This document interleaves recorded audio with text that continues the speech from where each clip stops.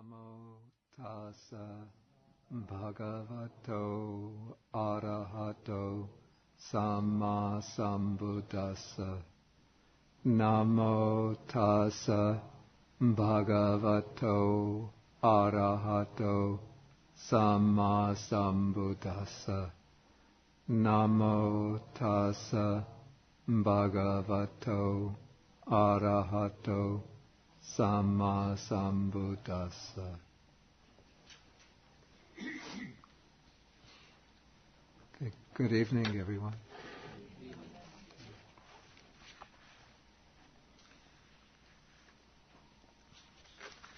Okay, we've been studying the Maha Tanhasankhaya Sutta, the greater discourse on the destruction of craving.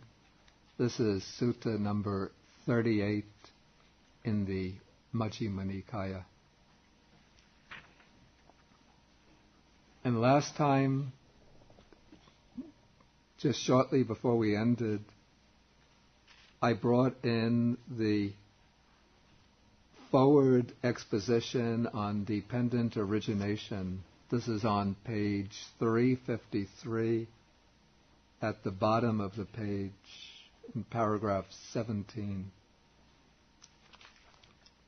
But if you didn't get it last week, don't worry, because you're going to get it again and again in what follows from one angle and another angle.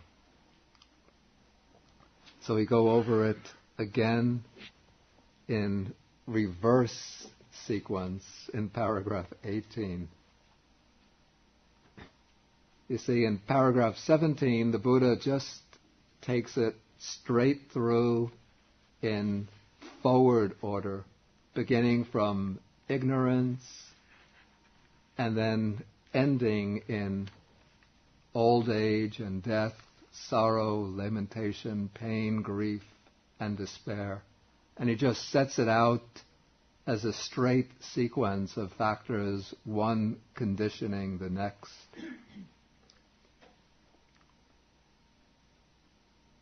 In paragraph 18, he takes each pair of factors in their conditioning relationship, beginning from the end of the series, that is, with birth in relation to aging and death, and then taking each pair of factors, he asks the monks whether they understand this relationship, or whether they can affirm this relationship or not.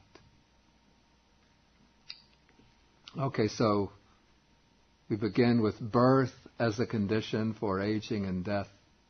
So we can see quite clearly that without birth, there could not be aging and death. And we have this stated or elaborated in the great discourse on causation, the Maha Sutta, where the Buddha says,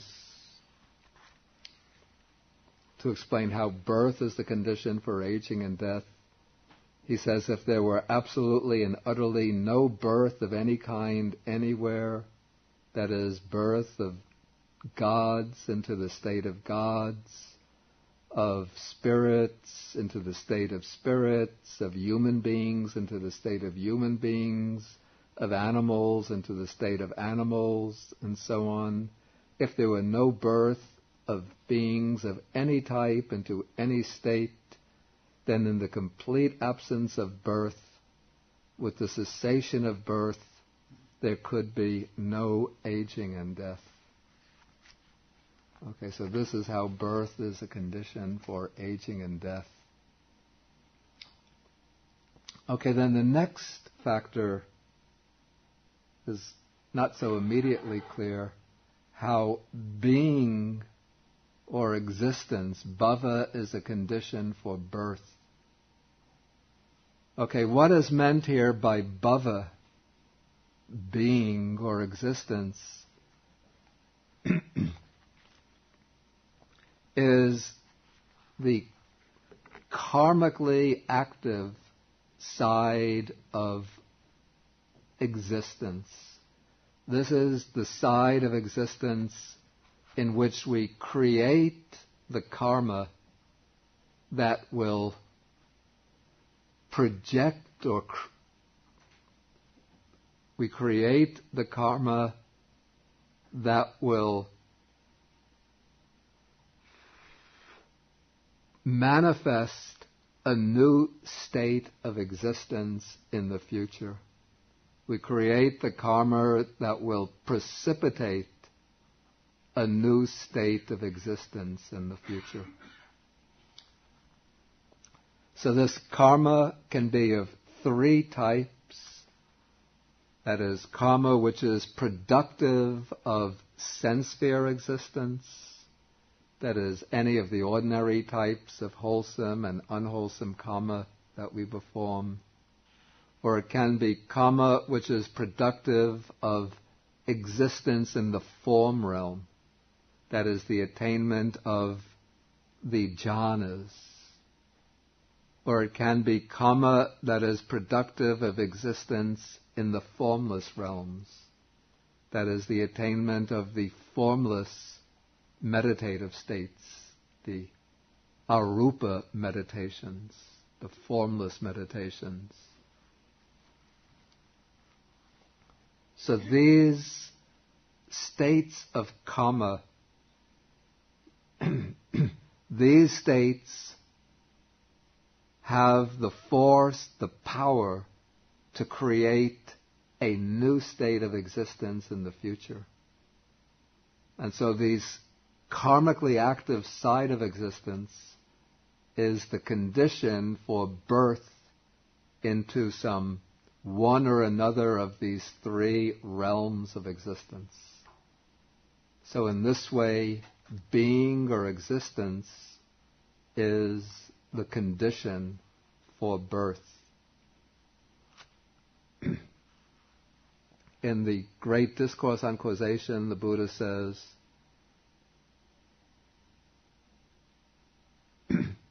if there were absolutely and utterly no existence of any kind anywhere, that is, no sense sphere existence, fine material existence, fine material existence is form sphere existence, or formless sphere existence, then in the complete absence of existence, with the cessation of existence, would birth be discerned? That's the question, and then the answer is no.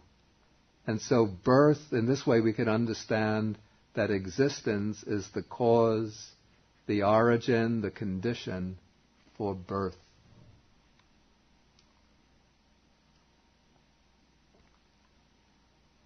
Okay, so then the question comes, why do beings engage in these actions by which they generate karma? And so then the answer is given by the next relationship. With clinging as condition, there is existence.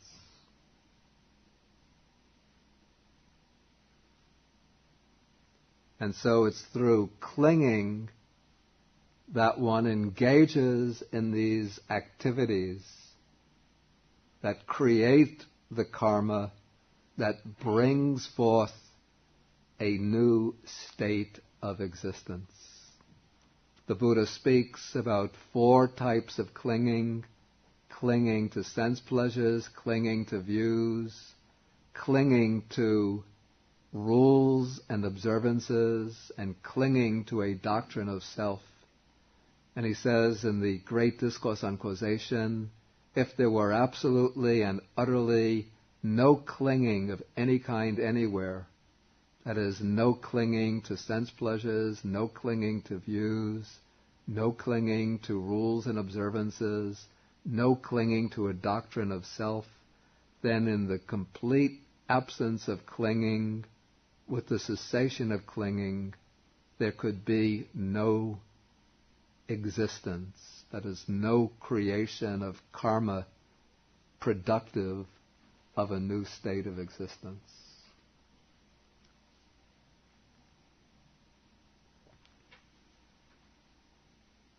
Okay, then the question comes, why do people cling to these four types of clinging? Then the answer comes, with craving as a condition, there is clinging.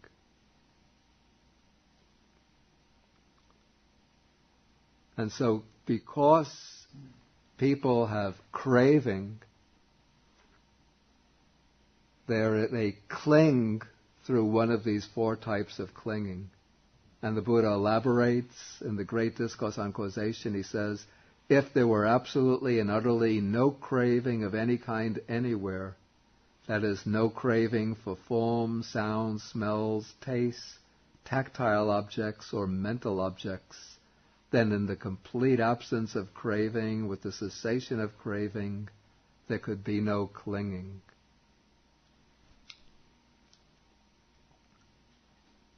Okay, and so clinging occurs because of craving, then craving occurs with its object, feeling. Feeling is the kind of stimulus for craving. And so we say that with feeling as condition, craving arises. The Buddha explains in the Great Discourse on Causation, if there were absolutely and utterly no feeling of any kind anywhere, that is, no feeling born of eye contact, no feeling born of ear contact, no feeling born of nose contact, no feeling born of tongue contact, no feeling born of body contact, no feeling born of mind contact, then in the complete absence of feeling, with the cessation of feeling, then there could be no craving.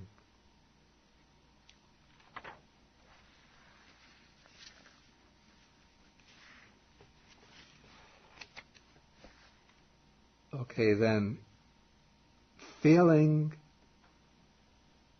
is the condition for craving, and feeling arises through contact. That is, feeling is that aspect of experience by which we are able to, we say that we experience the tone of the object as being pleasurable, unpleasurable, or neutral, neither pleasant nor painful. But feeling arises because contact takes place. And what is contact? Contact is the meeting, the encounter of three things. It's the encounter of consciousness with an object through a sense base or sense faculty. And so when this contact takes place, this meeting, this encounter of these three things, then a feeling is experienced.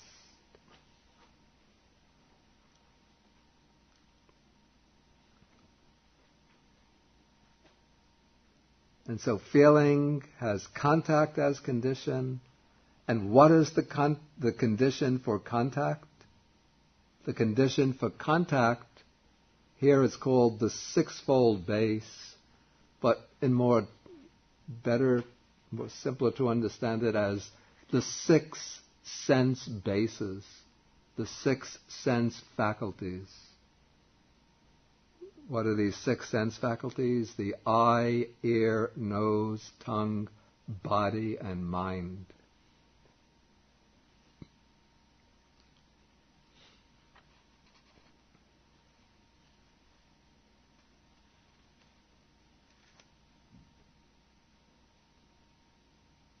And so it's through these six sense bases that we experience the world, that the world becomes present to us. And then these 6 sense bases, as we experience the world through the 6 sense bases, one particular feature of the world stands out as especially prominent, or at least the Buddha has focused upon this one particular aspect of experience, and that is feeling. And he's focused on feeling because feeling is, call it the lure or bait that draws us through craving.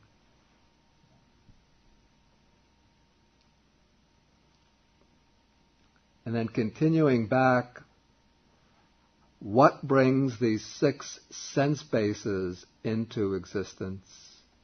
And the answer that the Buddha gives is something a little mysterious called nama rupa, which is translated here mentality, materiality. We don't really have words like that in ordinary English. These are almost artificial words. Translated literally, Namarupa would be name and form. Name and form was an old Brahminic expression that was used in Vedic texts before the time of the Buddha. It's used in the Upanishads, at least, as a way of designating the way the world of multiplicity, the world of diversity, can be subsumed under these 2 headings. Rupa is the aspect of everything that appears. Outwardly is rupa, form, manifestation. And then nama, name, is the way the mind conceptualizes the form that appears, labels it, designates it. And so the Buddha took over this expression from Brahmanism and gave it a meaning within his own system. And within his own system, the Buddha used nama rupa as a designation for what we might call the psychophysical organism, excluding consciousness. That is, the psychophysical organism. It includes all aspects of mental functioning, except consciousness, and the material body, the physical body. Though occasionally in the suttas, nama-rupa is also used to designate the world of appearance. That is, rupa also can designate outward form, external form. But most typically it signifies the individual human being, or the individual living being.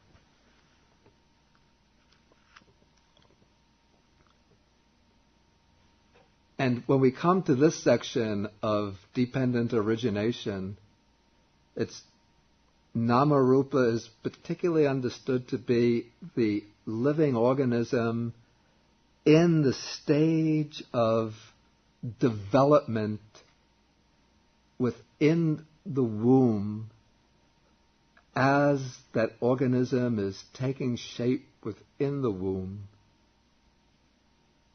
before it comes out into the world.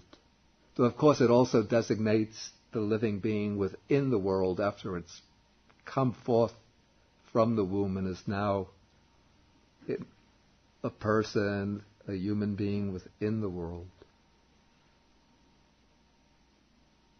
But when it's said that nama-rupa is the condition for the 6 sense bases, the way we understand this is that nama-rupa is the psychophysical organism taking shape within the womb, and then as that living organism begins to take shape from the very early stage, early developmental stage, gradually the 6 sense bases emerge and develop. In the earliest stage,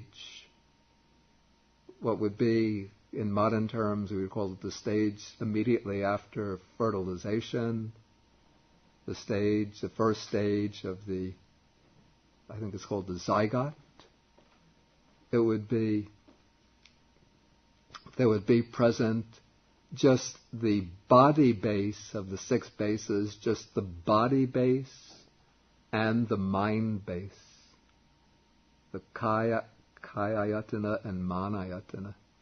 But then as the organism, as that cell begins to divide and subdivide over and over, then gradually the cells become more specialized in their function, and then certain cells will take on the specialized function of seeing, and those cells will turn into the eyes. Other cells will take on the specialized function of hearing. Those will become the cells of the inner ear, which are capable of receiving sounds. Other cells will take on the function of smelling, other cells the function of tasting. So in this way, the other sense faculties emerge and mature within this process of embryonic development. Why does this exclude consciousness? Because consciousness is the condition for name and form. Now I should mention that in the commentary way of explanation, sometimes name and form is used simply as a designation for the whole organism, for the whole living being. In that case, then consciousness would be included within nama. So it's not really a contradiction between the commentarial way of explanation and the sutta way of explanation. It's just that in the suttas, we usually come across nama-rupa in the context of dependent origination. And in dependent origination, consciousness is shown as a condition for nama-rupa. So in that case, it wouldn't be included in nama-rupa.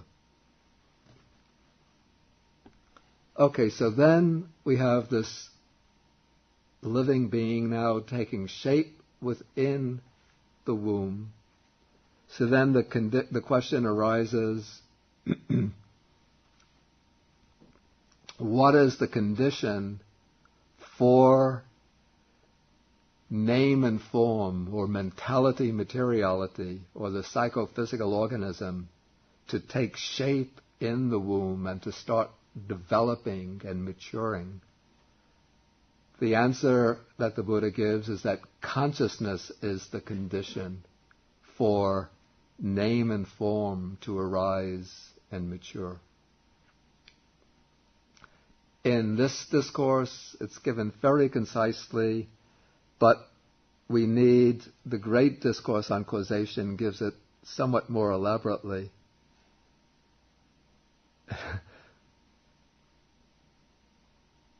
Okay, here the Buddha explains, he says, with consciousness as condition, there is name and form, mentality, materiality.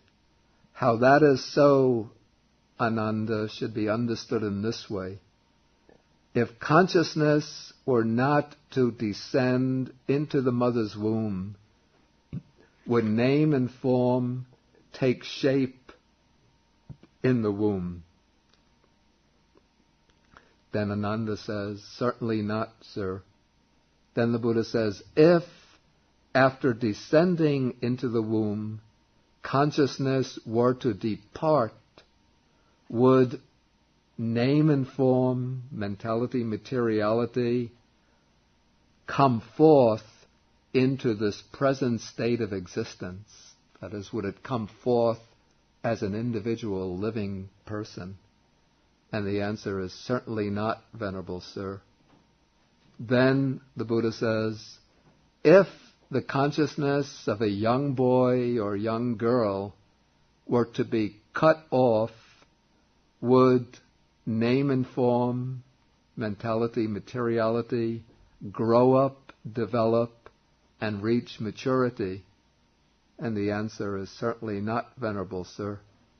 And so then the Buddha says, this is the cause, so therefore this is the cause, the origin, the condition for mentality, materiality, name and form, namely consciousness.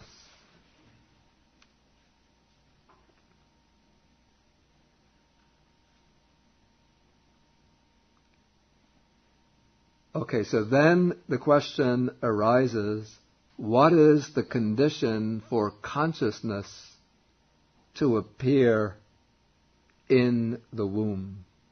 Why is it that consciousness acquires the particular nature that it does? Why is consciousness, why does it descend into this particular womb? Or why does consciousness appear in this particular state of existence rather than that state of existence? The answer the Buddha gives is that with the sankharas as condition, the sankharas are the formations, but what this word means are the volitional formations, or we might say the volitional forces as condition. Consciousness appears or consciousness arises. So it is these forces of volition, the individual acts of volition, that create this generative force, this creative force, constructive force, that has the power to propel consciousness into a particular state of existence. And these volitional forces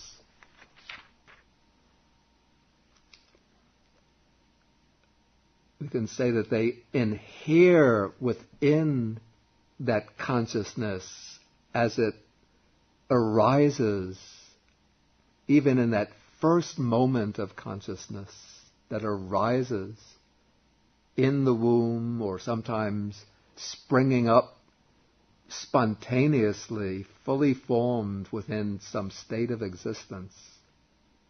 All of those volitional forces that have been generated in the course of our past life, and the lives before that, and the lives before that, going back hundreds and thousands of lives, all of those volitional forces are in a sense inherent within,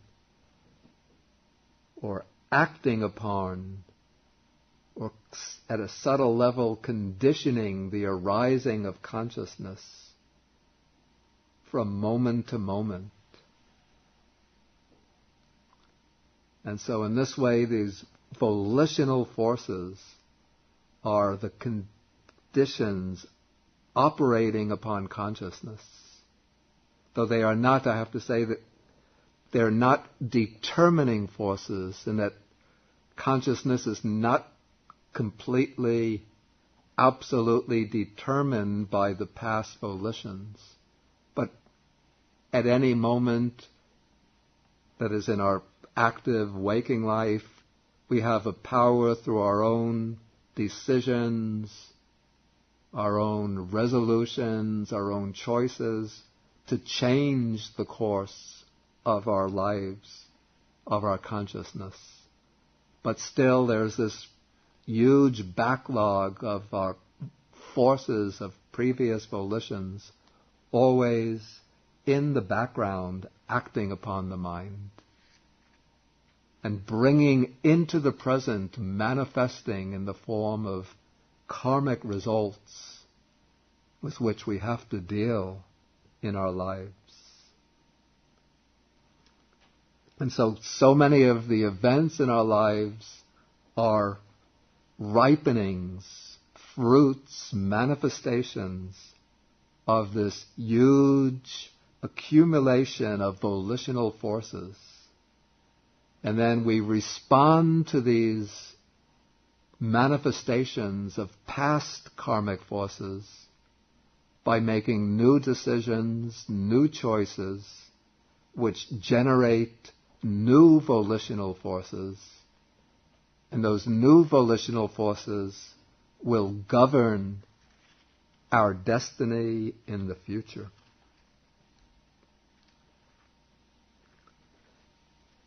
Then the Buddha asks, what lies behind this process by which the volitional forces, the volitional formations, bring forth consciousness from one life to the next? What is it that underlies this constant fermentation of volition?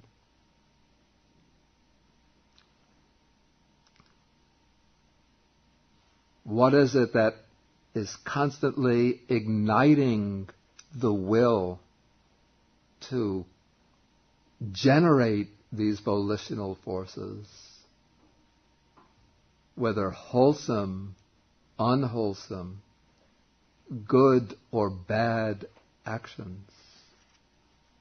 That deep underlying condition is ignorance. Avijja, ignorance, which means not understanding the true nature of phenomena, not understanding the three characteristics of existence, not understanding dependent origination itself, not understanding the Four Noble Truths.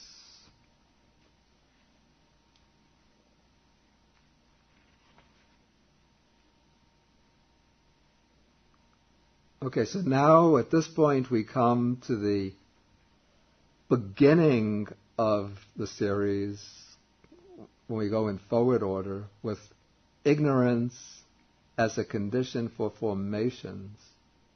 Now before I ask for... Well, actually I'm going to do the systematic presentation, but first I want to do the recapitulation on arising. Okay, after the Buddha has gone through this questionnaire with the monks, now he does a recapitulation. He says, good monks, he says, you say thus and I also say thus. And now the Buddha states the underlying, what we might call the underlying structural principle of dependent origination. This is a principle that is not tied to any particular formula, but it's simply a principle. When this exists, that comes to be. With the arising of this, that arises. I like to write it in Pali. It's nice to know.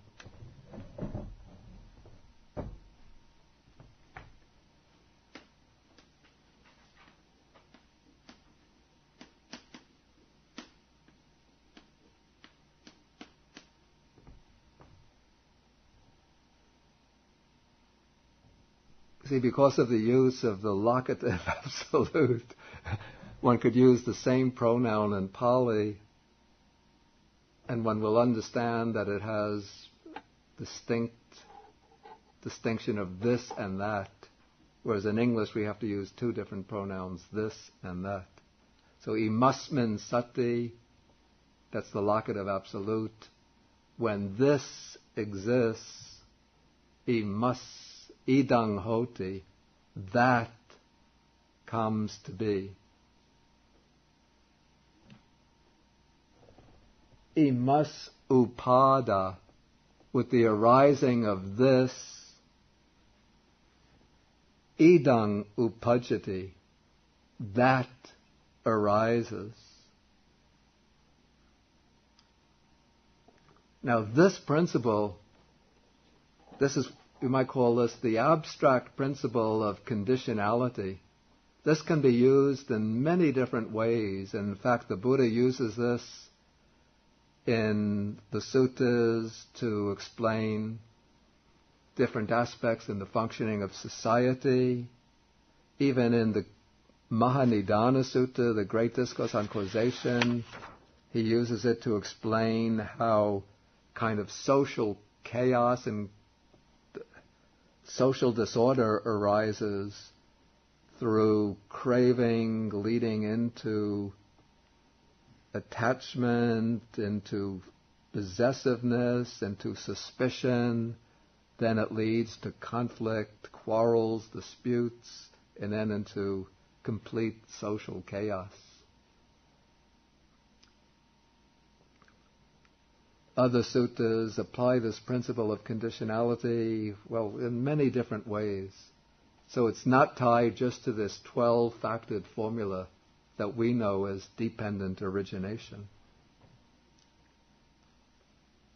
But usually, because the Buddha is concerned primarily with the problem of bondage to samsara and how to achieve liberation from samsara, he usually exemplifies this principle with the formula that we know as dependent origination, the 12 factors or sometimes 10 factors from ignorance to old age and death. And so here he exemplifies this principle with the forward order. That is, with ignorance as condition, there are the formations. With formations as conditioned consciousness. And so then he goes all the ways down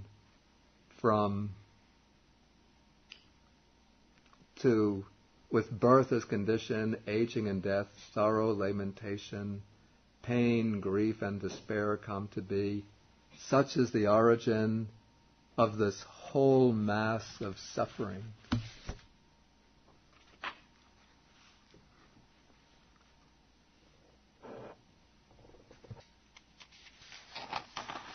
Okay, maybe I should just pause and then ask if there's any questions on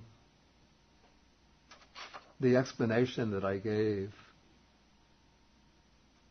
of the sequence of the factors. Yes. Dr. Murray? I have a question about necessary versus sufficient. I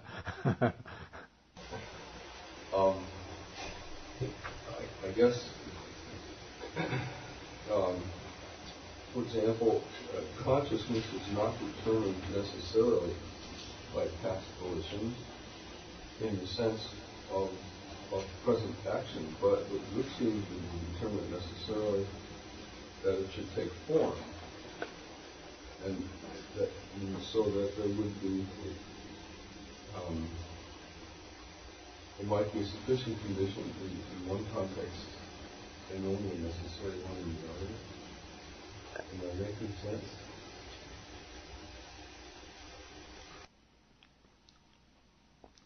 Let us say I would say it's a necessary condition. Maybe I have to go over that again. Are any of these connections sufficient conditions? Okay.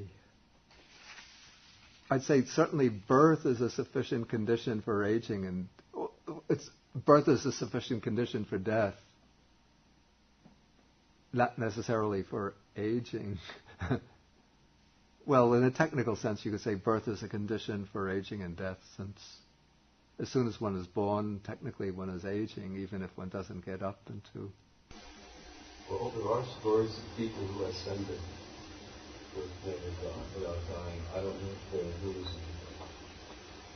They exist in other traditions. So birth may not be necessary. It may not be sufficient, but only necessary. Within the Buddhist tradition, in Buddhism, it said that there's no one who is born who is not die, who doesn't die. And even if there are those who ascend without having died yet, from the Buddhist point of view, it would just mean that they are maybe go from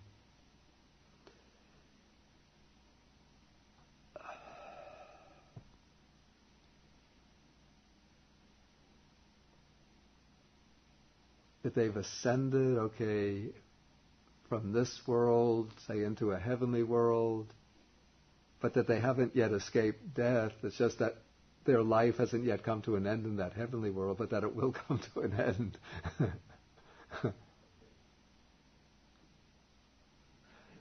So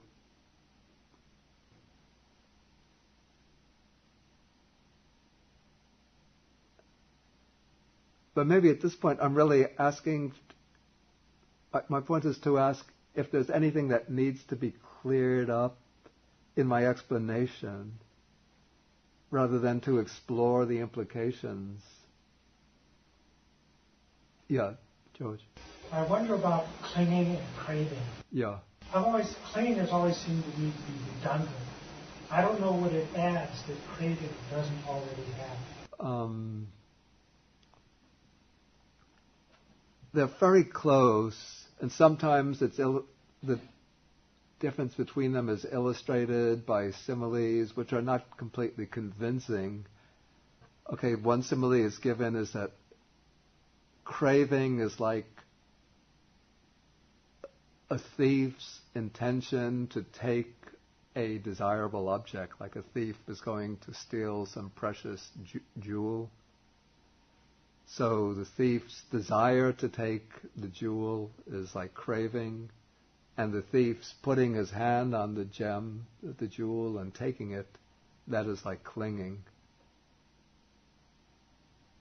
I've heard you describe it earlier as grasping to an object. Yeah. Yeah. But maybe tanha, the word suggests desiring that which one does not possess.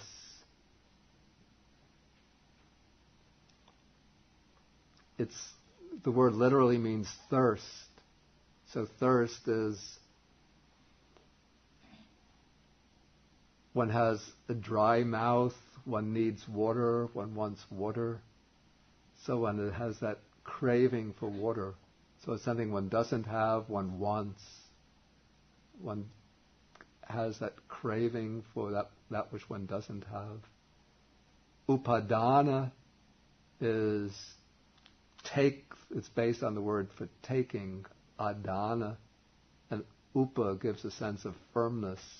So taking and holding firmly. And then the objects given, I think, under upadana, that's why it's specified differently, to show more specifically what are the types of things to which one clings. And then it mentions one is sense pleasures. There's a craving for sense pleasures too. So the craving for sense pleasures is desiring the sense pleasures that one doesn't have. Then the clinging to sense pleasures is clinging to those that one has, to those things that are objects that give sense pleasures, clinging tightly to them. But the other three are things that don't come so easily under clinging, under craving. That's the clinging to views. That's like an inner attitude. And it's something that's rooted in craving. It's a craving for a sense of security. Craving for, basically it's a craving for bhava, for that continued existence. And so that will generate or lead to the adoption of a view, of certain views that will satisfy that craving. Then craving for the clinging to rules and observances, like people cling to, especially these, in this context, it's rules and observances in the belief that these will bring liberation, or purification. These were common beliefs in the Buddha's time. So the beliefs were if you perform these, especially certain types of ascetic practices, like fasting for certain periods of time, bathing in certain holy rivers, going up and circumambulating certain sacred mountains, exposing oneself to the heat of the sun with 4 fires burning around one during the hottest season of the year. These types of practices, that this will purify one's defilements and enable one to gain liberation. So the various yogis and ascetics of the period clung to these beliefs and practices. And if these were denied, the efficacy of these beliefs, they became very agitated and anxious.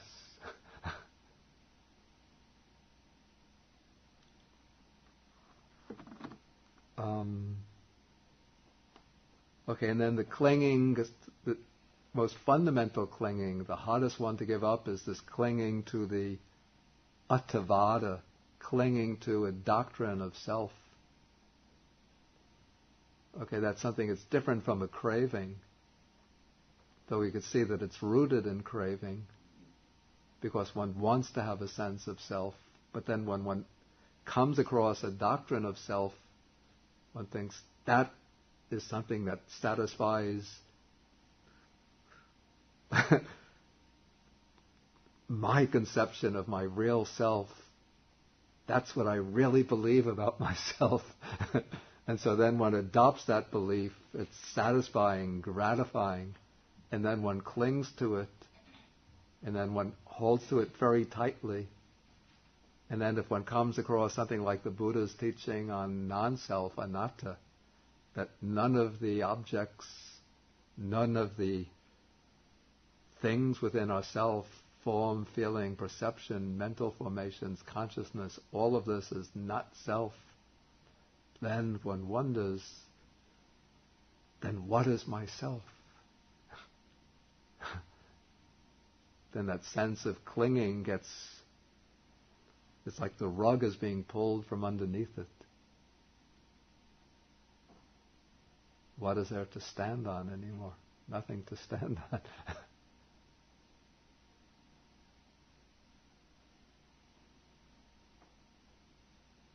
Suki? Paragraph 18, the first line, with perfect condition 18 and that when he said so it was said. Yeah, he just, in paragraph 17, he just said that. He's referring back to paragraph 17. So if that's like, I said this, now do you understand? Is that what it means? Or? Well, at this point, he's just asking the monks to confirm whether they agree with him on these points. Agree with him or agree with the 12 conditions? Agree with the statements about the conditions. Yeah. Later, he'll ask whether they... I think he asked whether they know and see this for them.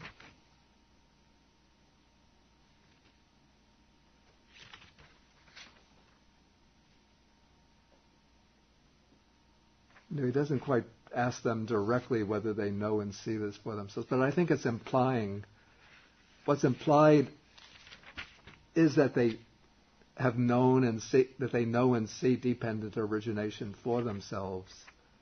Because that is made clear in the questionnaire on the 4 nutriments, that they know and see the arising of this has come to be in dependence on the four nutriments, that they're free from doubt about this, and that they have seen this is in paragraphs 12 and 13, that they have seen this for themselves with proper wisdom.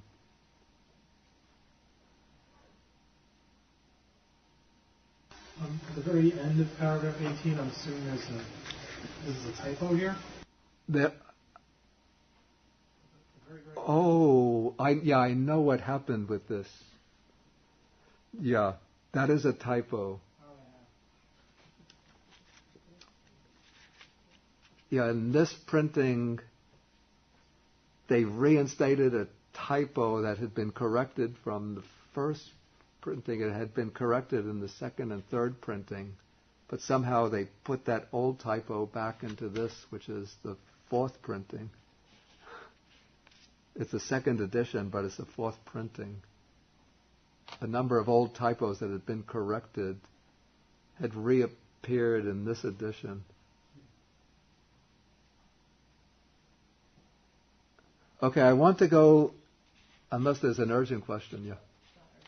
What is the question? I just wanted to confirm that in the definition of the being existence section, that you described it as being the karmic side of existence. Yeah. That this is where the karma is that creates a new existence. Yeah. So by that, I can assume that they're not including all karma in there. There's some karma that doesn't create a new existence in birth, or is it supposed to mean everything? Well, I think it includes all karma.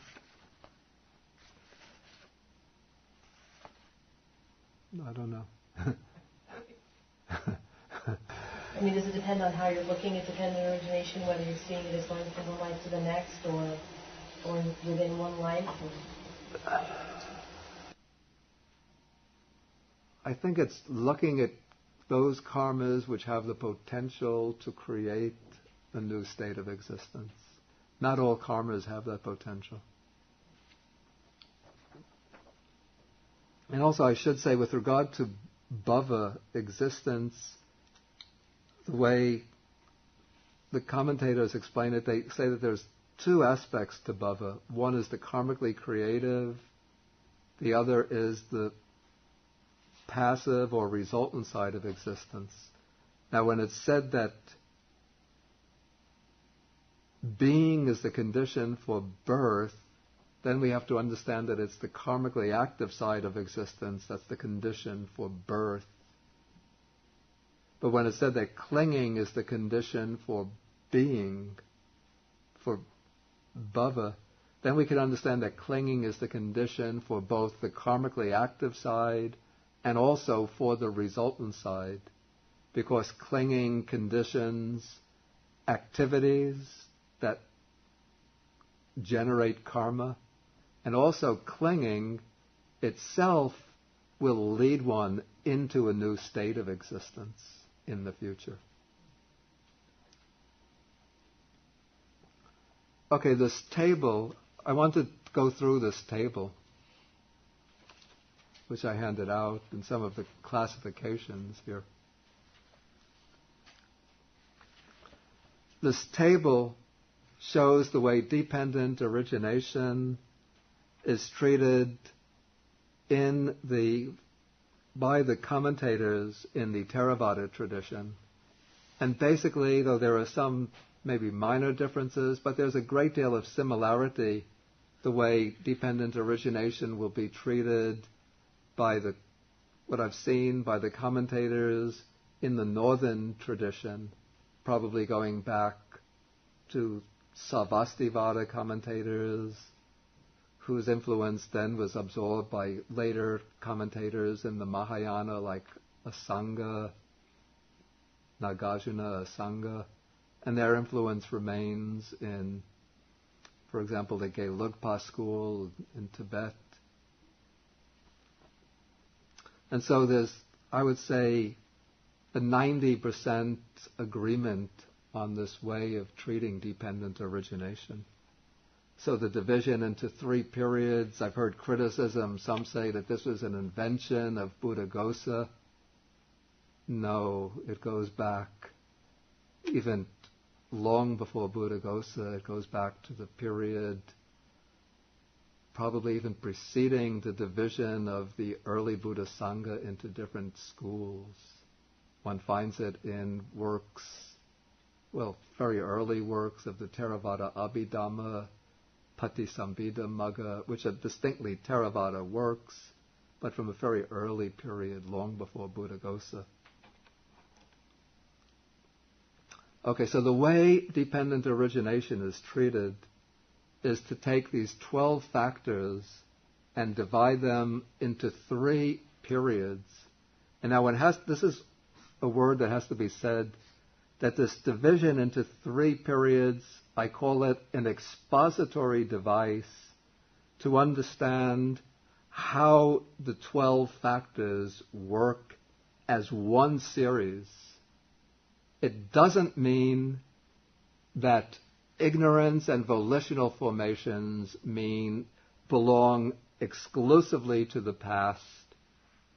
It doesn't mean that birth, aging, and death belong exclusively to the future. In that case, if that were the case, it would mean that in this life we don't have to undergo aging and death. Then we could all go out and celebrate. No need for Buddhism in that case. We're free from aging and death in this present life, so why worry about the future? But this is just a kind of convenient way to show how these 12 factors are to be divided up and understood, to see how they are interrelated. So if we take any given life as the starting point, we call that the present life. And we have the present life beginning with consciousness. Then we look back from that consciousness and we say, what are the factors responsible for that consciousness? And we see volitional formations in the life preceding that, and underlying the volitional formations, ignorance. And then from consciousness,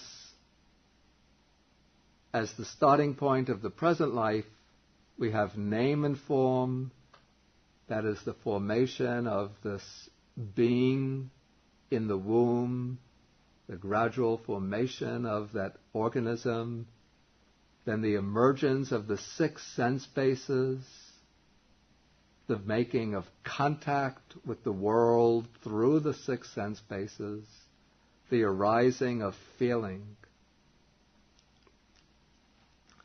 Now these 5 factors are occurring primarily through the maturation of past karmic formations, past volitional formations.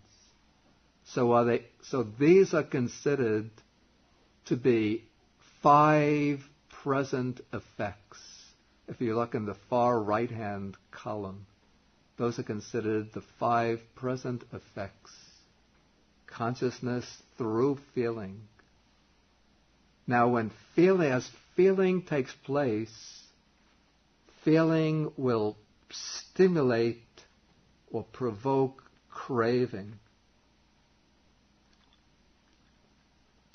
Craving leads to clinging, and clinging will generate activities, karmic activities, that have the potential to bring forth new existence. So this will be karmic existence, or bhava. So these 3 factors in the present life, the present period of time, are called, these are 3 present causes. 8, 9, and 10 are present causes.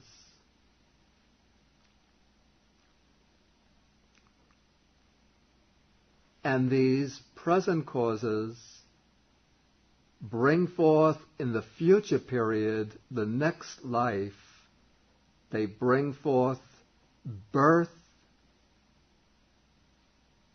and birth will result in aging and death. But now the situation is rather complicated, because in any given life there's a kind of intermeshing of all of these factors. So that is why, to really understand the way the 12 factors work in any given life, we have to take this last column where we have what is called the 20 modes, which fall into 4 groups. Okay, the 4 groups. First, we have the 5 past causes. So in the past, we have ignorance as causes. We have ignorance and volitional formations. But when we have ignorance and volitional formations, along with the ignorance and volitional formations, we also have craving, clinging, and the karmically active side of existence. Those factors, 8, 9, and 10, were also present in the past existence. They don't belong only to the present existence. And so it's really those 5 past causes that bring forth together the 5 present effects, 3 to 7.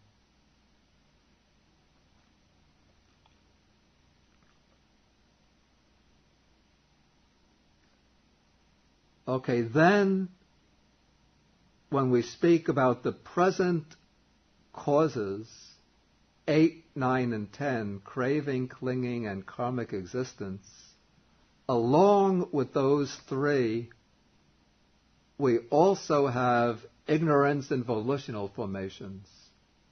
Ignorance and volitional formations didn't belong only to the past, but they are also occurring in the present, alongside craving, clinging, and karmic existence. And so we have 5 causes in the present.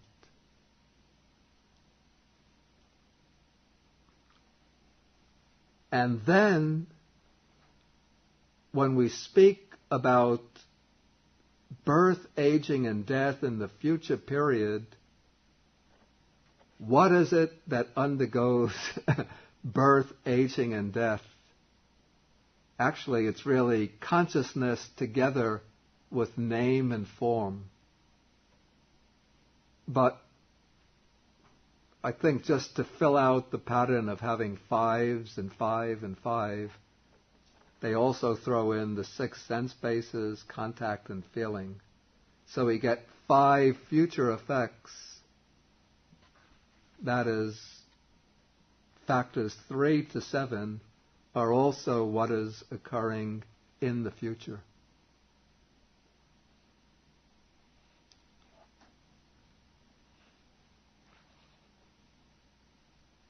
Okay, so if you look at this, you can work out the 3 connections. You can work that out for yourself. Then the 3 rounds, what we call 3 phases. One is the phase or round of defilements. The defilements are ignorance, craving, and clinging. Okay, that's the most basic phase in this dependent origination. From the phase of defilements, that is what underlies the whole round of existence. But these defilements lead to karmic activities, unwholesome karma and worldly wholesome karma. That is expressed as the volitional formations and the karmic existence. It's the karmic part of bhava. And then the third phase, or third round, is called the round of results. That is 3 to 7. Consciousness, name, and form. The 6 sense bases, contact, feeling. Also 10, that's the resultant existence. Existence resulting from past karma and defilements. And then aging and death. That is part of the results. And then the 2 roots of dependent origination. There is ignorance, which extends from the past to the present, and craving, which extends from the present to the future. But we also have to understand that ignorance exists in the present, and craving also existed in the past.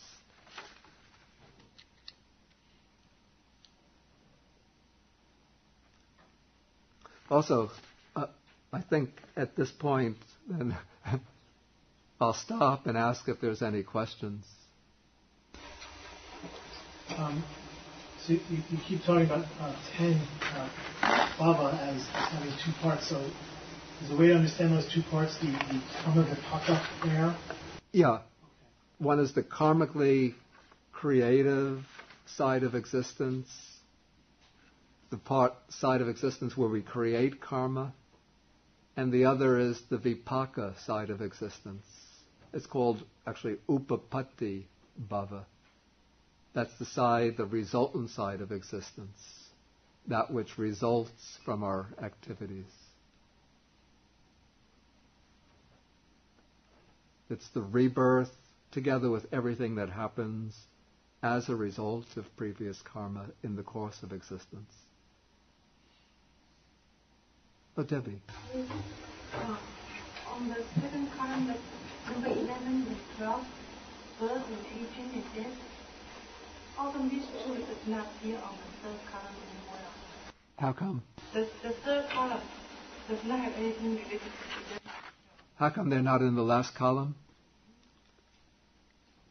They're really represented by the 5 future effects. So I think that they're represented by those 5 future effects.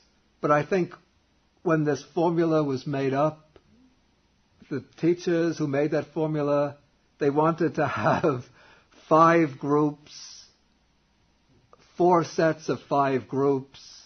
So to have 5 groups in the future, instead of putting birth, aging, and death, they took the 5 resultant groups from consciousness to feeling and put them there. In other words, for the 5 future effects, they only want to include 5 of them, not include more. And not include? Not the other, not the 11 and 12, become 7. But 11 and 12 are understood to be involved with those 5. Because what is being shown is what undergoes birth, aging, and death. What undergoes birth, aging, and death it's really consciousness together with name and form. So you don't even need the 6 sense bases, contact, feeling.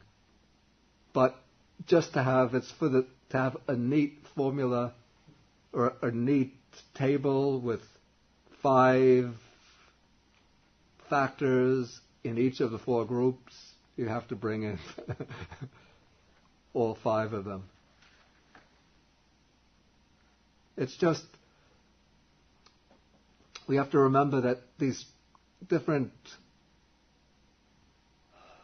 tables and charts or devices were probably created in the time before texts were actually written down. So they had to use methods by which these ways of teaching could be easily memorized. And so they would they would put formulas into groups of so many components in each group, and that way one could memorize them easily.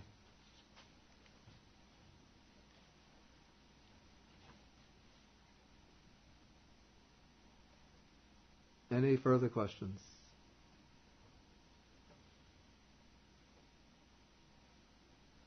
Okay, anyway, it's about time to end. Okay, so we will continue next week with the sutta beginning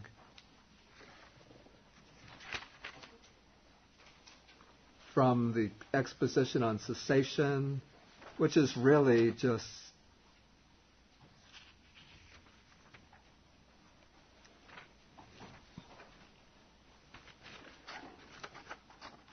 taking the cessation of all the 12 factors.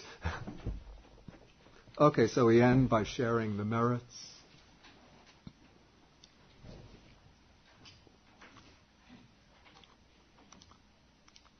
Akasata chabumata deva naga mahitika punyantang anumoditva chirang rakantu sasanam.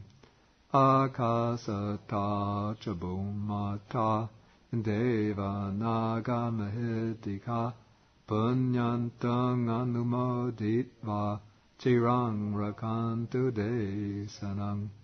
Akasata chabumata deva naga mahitika punyantang anumoditva chirang rakantu mang parang.